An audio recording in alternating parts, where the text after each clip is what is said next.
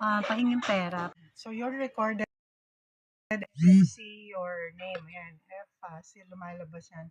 So nire-record ko. And I hope I'll have enough space to record. Yan, ito yung mga damit that I wore for the last, I don't know how many days, 1 week. And so I have to. Okay, what I can do is to record na lang. I'm gonna record the screen so, I can see your name again. Yeah. If you are showing your face here, alam nyo na i-record ko to, diba? Alam nyo that I will share it in Facebook, you'll see yourself. And thanks for my sponsor, for my coffee today. Ay, nag-join ka. Thank you, tangina, Pag-ibig. Palta mo na yung pangalan mo, diba yan? The joke lang. Shot, diba? Shot, bakuna. And they want to just eliminate all of us now. To join me, please send me a rose, send me something, send me a follow. Wala akong kapera-pera ngayon. I'm sad. Meron kang pera dyan. Diba?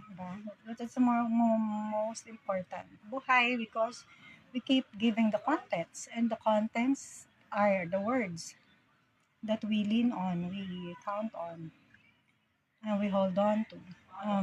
Without words, wala tayo. Nag-umpisa ang tao sa salita. We were given lives in the beginning, or our lives began because of words. When God said, let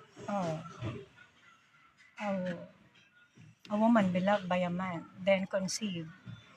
Then God even said, in Filipino, magparami kayo, produce. Go wherever you want to go, spread and reproduce. And now, changes, recreate some stories. Hello.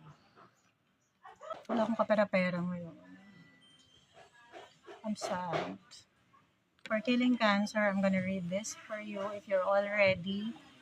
If you want, I'll give you my solution to kill your... Masabi ko sa inyo, discipline, okay?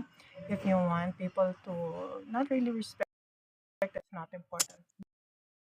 Yeah, we don't care about it too much because, yeah, we care, but not too much. Because it's a temporary thing. They respect you now, tomorrow, not anymore. So what's the difference? But you want us to be disciplined first. If you're disciplined,